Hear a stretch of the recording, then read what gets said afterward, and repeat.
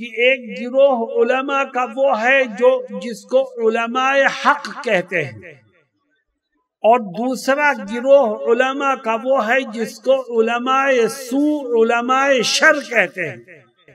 علماء حق میں شامل ہونا چاہتے ہو تو اپنے اندر سب سے پہلی خوبی یہ پیدا کرو کہ آج سے طے کر لو کہ انشاءاللہ زندگی کے آخری سانس تک جو کام بھی میں کروں گا وہ صرف اور صرف اللہ کی رضا کے لیے کروں گا، اس کے سوا میری کوئی اور نیت نہیں ہوگی۔ پڑھاؤ تو اللہ کی رضا کے لیے، بیان کرو تو اللہ کی رضا کے لیے، مدرسہ بناؤ تو اللہ کی رضا کے لیے، مسجد میں امامت کرو تو اللہ کی رضا کے لیے، دنیا کا کوئی بھی کام کرو، دین کی کوئی بھی خدمت کرو، نیت صرف اور صرف اللہ کی رضا کی ہونی چاہیے۔ آقا فرماتے ہیں اس کی نیت خراب ہے، یہ عالم بنے، محدث بنے، فقیہ بنے، علامہ بنے، کچھ بھی بنے، اس کا ٹھکانہ جہنم کے سوا کچھ نہیں ہے۔ او لیصرف بہ وجوہ الناس الیہ، علم دین کیوں حاصل کرتا ہے؟ اس لیے تاکہ لوگ تجھے عزت کی نگاہ سے دیکھیں، تجھے پیر مانے، تیرے پیچھے چلے، تیرے چپل اٹھائیں، اس لیے علم دین حاصل کرتا ہے۔ تیرا ٹھکانہ جہنم کے سوا کچھ نہیں ہے۔ اور جو پڑھنے کے بعد بھی عمل نہ کرے، سیکھنے کے بعد بھی عمل نہ کرے، قرآن و حدیث کو سمجھنے کے بعد بھی عمل نہ کرے، تو یاد رکھو اس کا حال قیامت کے دن جاہل سے زیادہ بدتر ہوگا۔ علم کے بدلے میں جنت کا وعدہ نہیں کیا، جنت کا وعدہ ہے تو عمل کے بدلے میں۔ সত্যনের মশালবাহী প্রিয় মনীষীদের পাপড়ি টিভি। محترم حاضرین، مرکز فیض القرآن الاسلامی ঢাকার দৌরা হাদিস আদব ও হিফজ সমাপনকারী ছাত্রদের পাগড়ি প্রদান উপলক্ষে আয়োজিত 2 দিন ব্যাপী আন্তর্জাতিক ইসলামী মহাসম্মেলন ইতিমধ্যেই স্টেজে আসন অলঙ্কিত করেছেন শাইখুল আরব ওয়াল আজম হযরতুল আল্লাম শাইখুল ইসলাম হুসাইন আহমদ মাদানী নওয়ার আল্লাহু মারকাদার নাতি, নিজেও শাইখুল হাদিস, ইন্ডিয়ার অন্যতম দিনী প্রতিষ্ঠানের মুহতামিম, আমাদের যে অতিথি আওলাদে রাসূল এখানে বসে আছেন, হযরত এখনই বয়ান করবেন। হযরত অনেক লম্বা কথা বলবেন না, মুখতাসার কথাই বলেন। আমরা হযরতের কথাগুলো খুব মনোযোগ সহকারে শুনবো। حضرات علماء کرام، معزز حاضرین، عزیز طلبہ، دوستوں اور ساتھیوں، میں اردو زبان میں بولوں گا۔ میری اردو بھاشا ہے، کیا آپ اردو سمجھیں گے؟ اللہ رب العزت مجھے صحیح بات کہنے کی توفیق عطا فرمائے، اور پھر ہم سب کو عمل کی دولت سے مالا مال فرمائے۔ دوستو، آج کی اس محفل میں آ کر کے مجھے بڑی خوشی ہوئی، اور ماشاءاللہ فارغ ہونے والے طلباء کے سروں پر دستار رکھی گئی، اور آپ یہاں موجود ہیں، طلباء بھی ہیں اور علماء بھی ہیں۔ میرے عزیز ساتھیوں،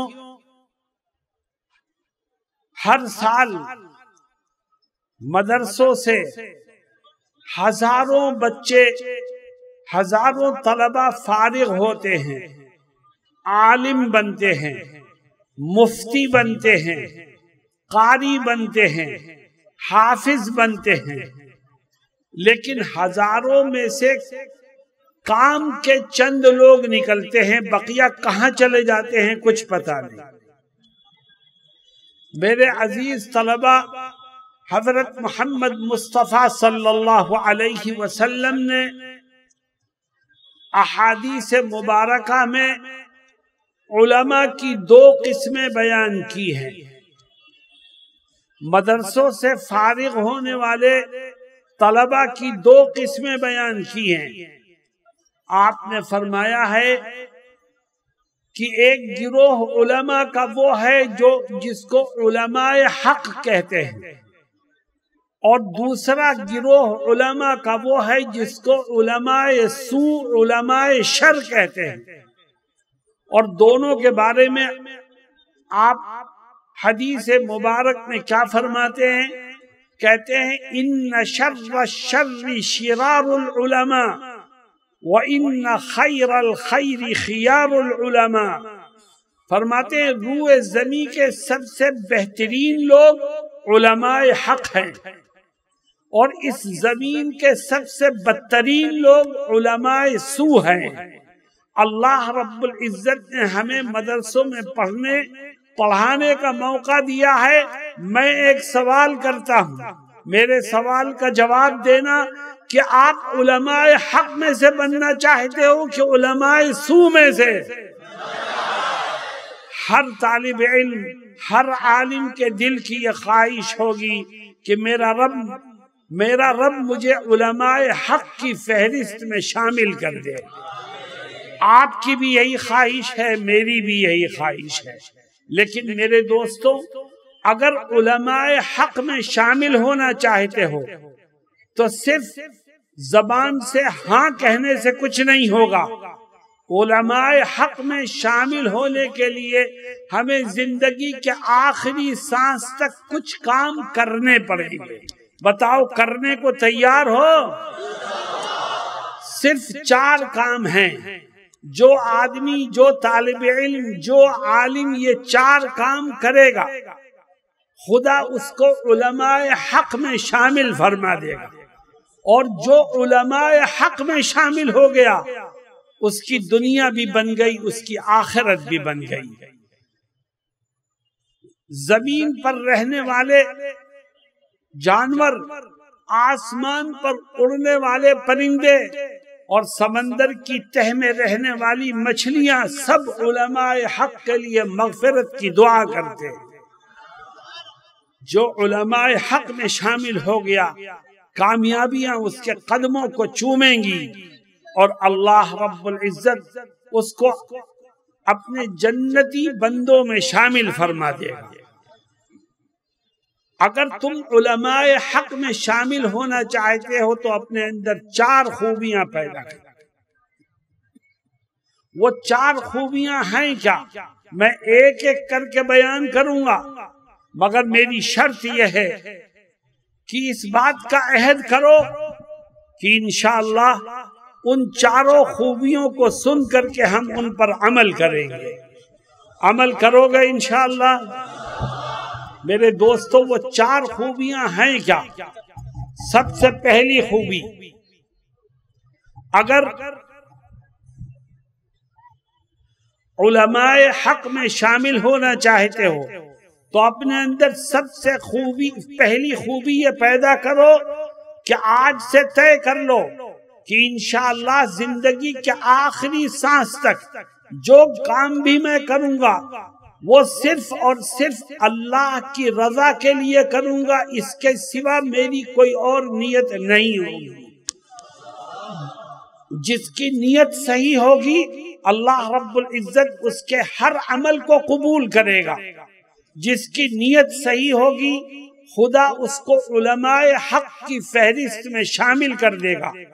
पढ़ाओ तो अल्लाह की रजा के लिए, बयान करो तो अल्लाह की रजा के लिए, मदरसा बनाओ तो अल्लाह की रजा के लिए, मस्जिद में इमामत करो तो अल्लाह की रजा के लिए, दुनिया का कोई भी काम करो, दीन की कोई भी खिदमत करो, नियत सिर्फ और सिर्फ अल्लाह की रजा की होनी चाहिए।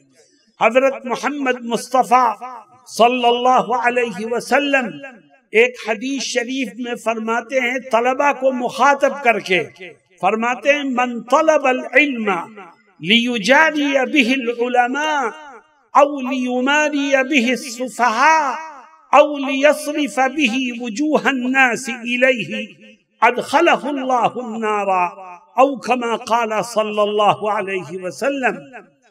फरमाते हैं जिस शख्स ने इल्म दीन हासिल किया, और नियत क्या थी? नियत ये थी कि मैं भी स्टेज पर उलमा के साथ बैठने में कामयाब हो जाऊं, मुझे उलमा के साथ उठने बैठने का मौका मिल जाए। आका फरमाते हैं इसकी नियत खराब है। ये आलिम बने, मुहद्दिस बने, फकीह बने, अल्लामा बने, कुछ भी बने, इसका ठिकाना जहन्नम के सिवा कुछ नहीं है। फरमाते हैं जो शख्स इल्म दीन हासिल करता है किस नियत से? ताकि जाहिलों का लीडर बन सके, उनके ऊपर अपने इल्म के रौब को डाल सके। अल्लाह के नबी सल्लल्लाहु अलैहि वसल्लम फरमाते हैं इसकी नियत भी खराब है। ये दूसरों पर अपने इल्म का रौब डालना चाहता है, गांव वालों को अपने पीछे चलने पर मजबूर करना चाहता है, इसलिए इल्म दीन हासिल किया। ये कुछ भी बन जाए, अल्लाह के यहाँ इसका ठिकाना जहन्नम है। औ लियस्रिफ बिही वुजूहन नासी इलैहि। इल्म दीन क्यों हासिल करता है? इसलिए ताकि लोग तुझे इज्जत की निगाह से देखें, तुझे पीर माने, तेरे पीछे चले, तेरे चप्पल उठाएं, इसलिए इल्म दीन हासिल करता है। तेरा ठिकाना जहन्नम के सिवा कुछ नहीं है। मेरे दोस्तों और साथियों, आओ हम तय करें कि हम जिंदगी के हर कदम पर अपनी नीयत को दुरुस्त रखेंगे और सिर्फ अपने रब की रजा के लिए दीन के कामों को अंजाम देंगे, किसी को दिखाने के लिए नहीं करेंगे, क्योंकि हमारे अमल का बदला हमारे खुदा के सिवा कोई और हमें नहीं दे सकता। जो अपनी नीयत को दुरुस्त करेगा, खुदा उलमाए हक की फहरिस्त में उसके नाम को शामिल कर देगा। क्यों भाई? अपनी नीयत को दुरुस्त रखोगे हमेशा। मैं एक वाकया सुनाता हूं तुम्हें।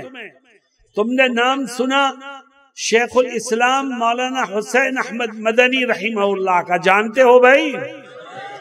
हजरत शेखुल इस्लाम मौलाना हुसैन अहमद मदनी ने भारत की आजादी के लिए बड़ी कुर्बानियां दी।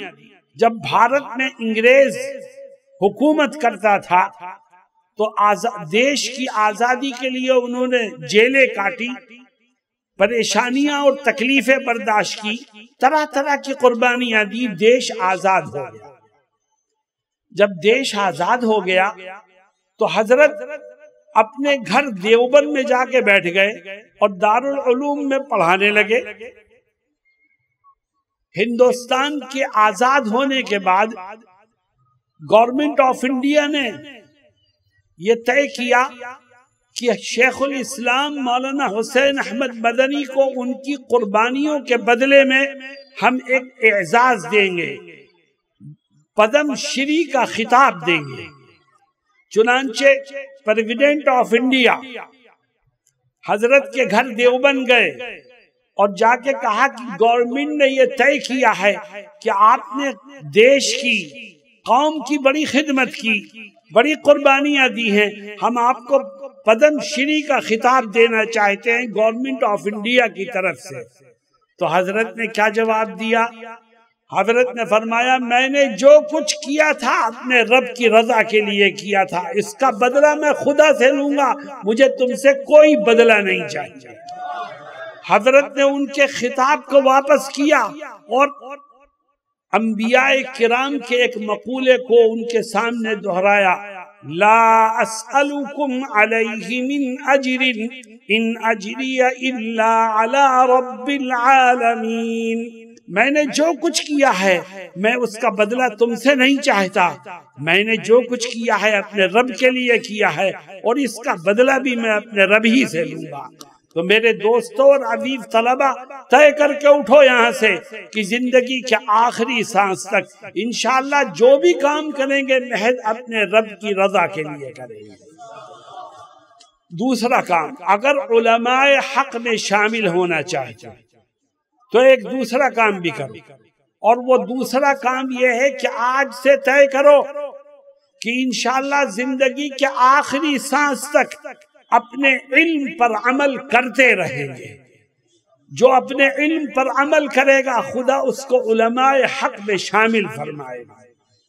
اور جو پڑھنے کے بعد بھی عمل نہ کرے، سیکھنے کے بعد بھی عمل نہ کرے، قرآن و حدیث کو سمجھنے کے بعد بھی عمل نہ کرے، تو یاد رکھو اس کا حال قیامت کے دن جاہل سے زیادہ بدتر ہوگا.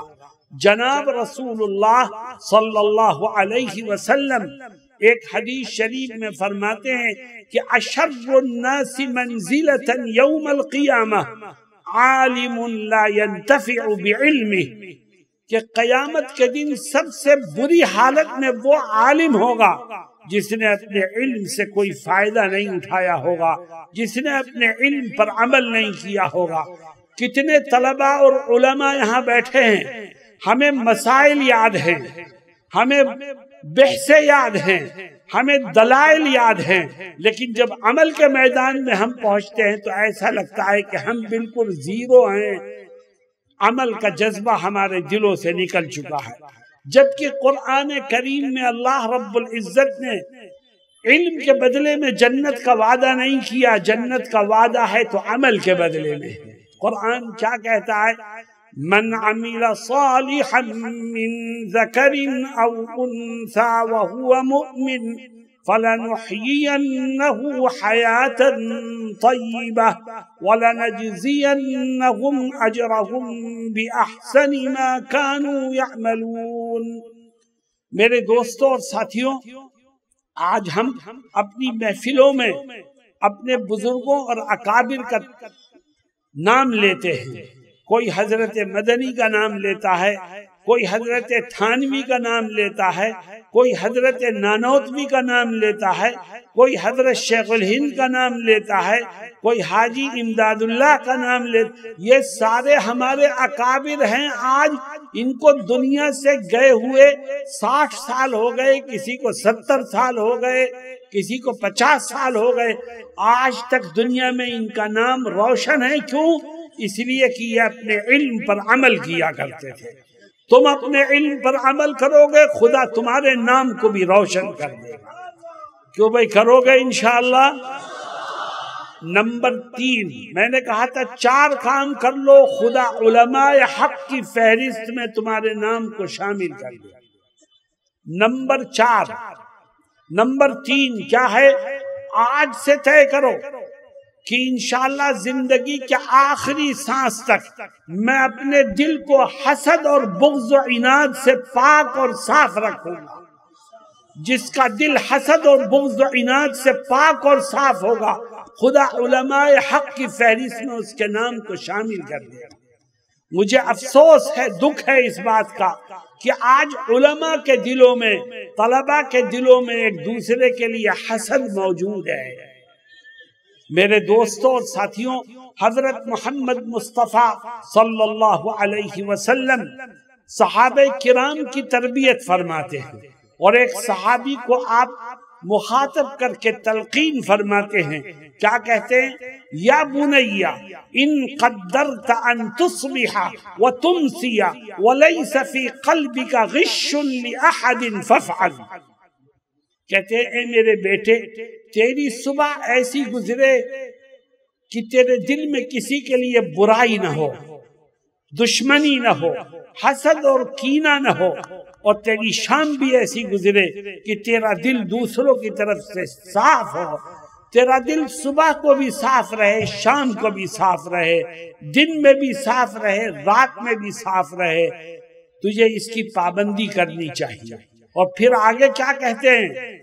سنو عزیز طلبہ، آگے کیا کہتے ہیں؟ کہتے ہیں صرف داڑھی رکھنا ہی میری سنت نہیں ہے، صرف مسواک کرنا ہی میری سنت نہیں ہے، صرف بیٹھ کر پانی پینا ہی میری سنت نہیں ہے، بلکہ دلوں کو صاف رکھنا بھی میری سنت ہے.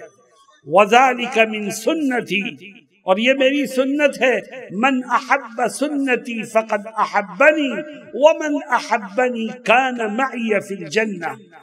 میرے دوستوں اور عزیز طلبہ، اپنے دلوں کو صاف رکھو. اور عجیب بات یہ ہے کہ آج ایسا لگتا ہے کہ حسد کا جھنڈا ہمارے علماء اور طلباء کی برادری کے ہاتھ میں ہے۔ اللہ ہم سب کی حفاظت فرمائے اور ہمارے دلوں کو صاف کر دے۔ کبھی کبھی کسی کے طرف سے دل کے اندر حسد ہے، دشمنی ہے، بغض و عناد، دل صاف ہی نہیں ہوتا، تو اس کے لیے کیا کرنا چاہیے؟ اگر تم دل صاف کرنا چاہتے ہو کسی کی طرف سے مگر پھر بھی نہیں ہوتا، تو میں اس کے 2 علاج تمہارے سامنے رکھتا ہوں، اس پر عمل کر کے دیکھو، خدا اس کی برکت سے تمہارے دلوں کو صاف کر دے گا۔ پہلا علاج، اگر کسی کی طرف سے دل میں برائی ہے اور دل صاف ہی نہیں ہوتا، تو پہلا کام یہ کرو کہ جیسے ہی اس پر نظر پڑے فوراً اس کو سلام کرنے میں پہل کرو، اللہ سلام کی برکت سے تمہارے دل کو صاف کر دے گا۔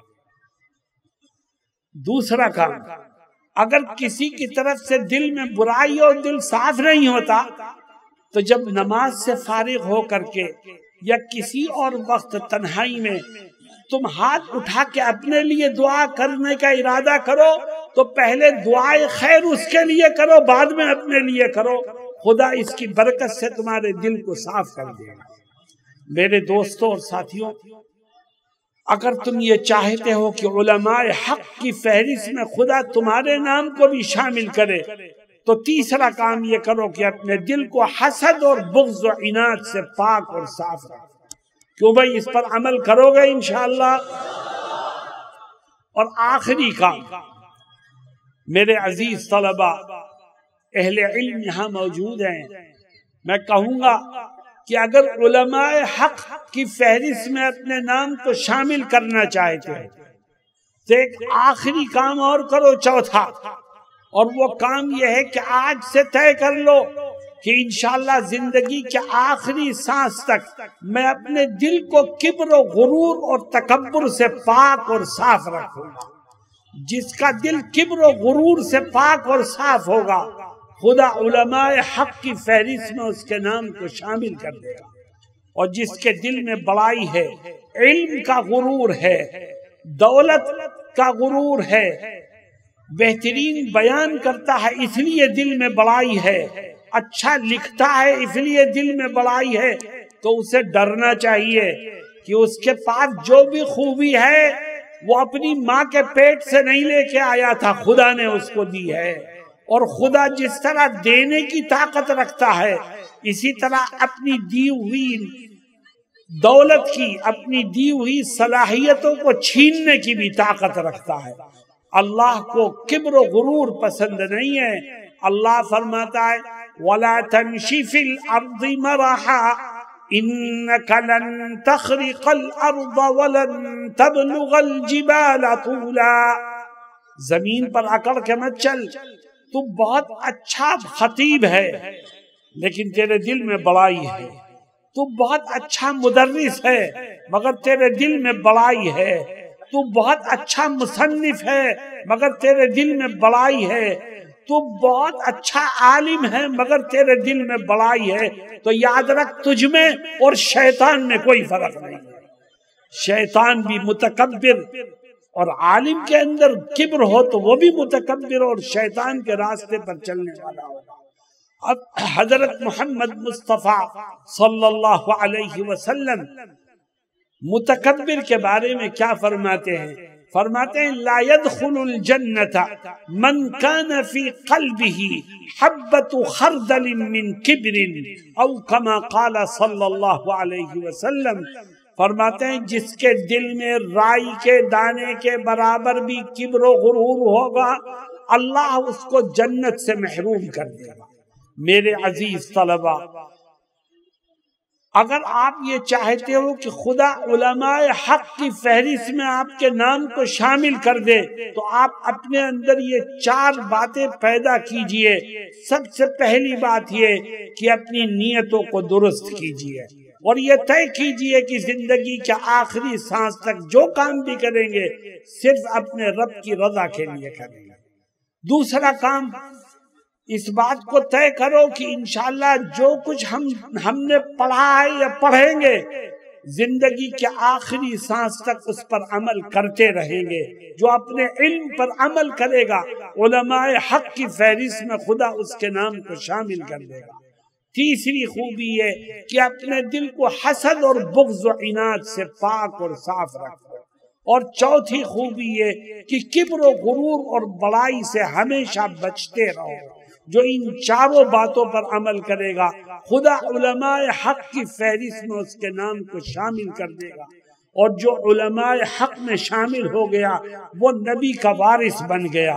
اور جو نبی کا وارث بن گیا اس کی دنیا بھی بن گئی, اس کی آخرت بھی بن گئی. خدا مجھے اور آپ کو کہنے اور سننے سے زیادہ عمل کی توفیق سے مالا مال فرمائے. وآخر دعوانا ان الحمد للہ رب العالمین. পাপড়ি টিভি হক্কানি ওলামায়ে কেরামের মুখপাত্র।